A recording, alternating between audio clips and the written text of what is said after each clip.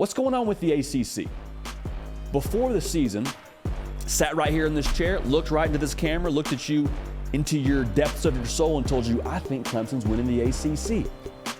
Well, things have gone how they've gone, and we no longer feel that way on this particular show. We love Clemson.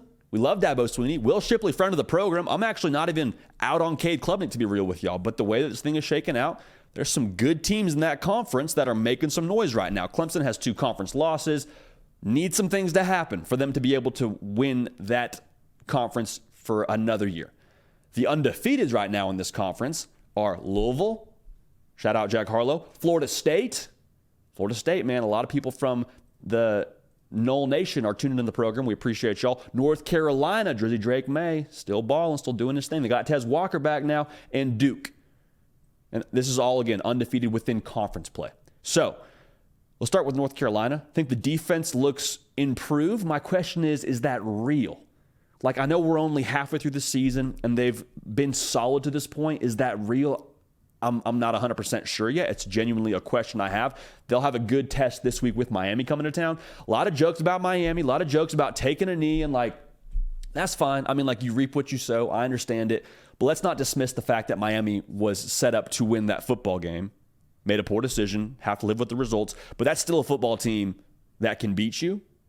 Let's actually predict that game tomorrow. But I'm just saying, Miami is a team to watch. North Carolina, definitely a team to watch. Drake Maye gives them a chance in every single game. They have that gauntlet in front of them, though, is my concern with North Carolina. They got Miami. They got Duke. They got to go to Clemson. Say what you want about Clemson. They're still going to be a tough out, especially at the crib. Now, Duke, I love how they're built. Riley Leonard, at the time of us being live right now, the latest intel that I have found is that he's day-to-day. I don't know what that means in terms of his availability. They have 2 of their biggest games the next 3 weeks, at Florida State, at Louisville. Don't love that those are both on the road. I don't love that your quarterback is day-to-day right now, and I don't love the fact that this is a spot where both those teams are undefeated and playing for a lot. So, with that being said, Duke, I'm a little bit slow to jump in on. Now, Louisville, I think, has the best path. And again, shout out Jack Harlow. He was at the game. Like, we love Jack, man. We love even come home. The kids miss you. Like, we're Jack Harlow stands on this show. We make no, negotiations about that. They have the best path. They don't play Clemson. They don't play Florida State. They have Duke, and they go to Miami. Those are the 2 toughest games on their schedule. Louisville right now kind of gaining some steam. They made a statement the other day when they beat Notre Dame in front of the entire country. Like, I think Louisville is a team that's starting to gain some momentum, and they're picking up steam at just the right time. Brom squad, man. I'm just saying, keep an eye on Louisville. I think they're going to be a team to watch. Florida State is built for it this year. Like, Florida State is built for it this year. Let's not be, shy about saying that. They have the quarterback. I think they have the line of scrimmage, especially defensively. We'll see how that formulates offensively. I'm still not selling my stock on the Florida State run game just yet.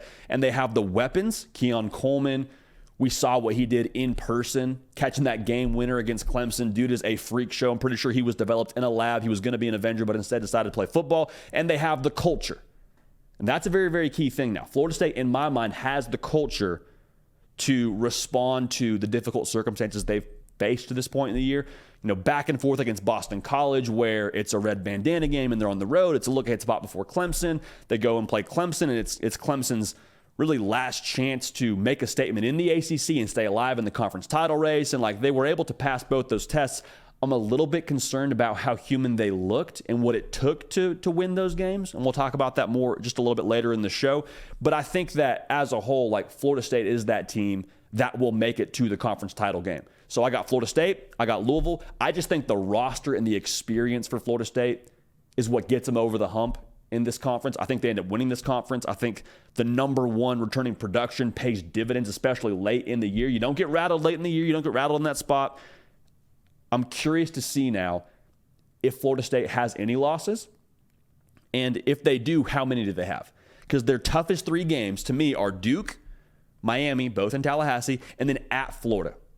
Now, at Florida is not a conference game, but that does count towards their college football playoff hopes. So regardless, we're picking Florida State to win the ACC. We are no longer picking Clemson. We are now riding with Florida State based on what we saw in Clemson, South Carolina. Curious to see, again, if they have a loss, and if they do, how many losses next to their name. That those couple games we've seen where they've looked human, is that a low point for them? Like just kind of a low point on the graph of what they're capable of? Or is that a trend we're going to see where they look human in different spots, and that's something they try and patch up throughout the season? Regardless, though, we got Florida State beating Louisville to win the ACC. And that's a conference, man, that, I mean, good football being played over there. Game Time is the fast and easy way to buy tickets for all the big-time matchups that we're about to get this second half of the college football season. They have elite deals with last-minute tickets and the best price guarantee. Don't stress over getting into the game or over getting into the Iron Bowl or maybe Georgia Tech, Georgia, or whatever it ends up being. Don't stress about that. Get the tickets you need at the best prices.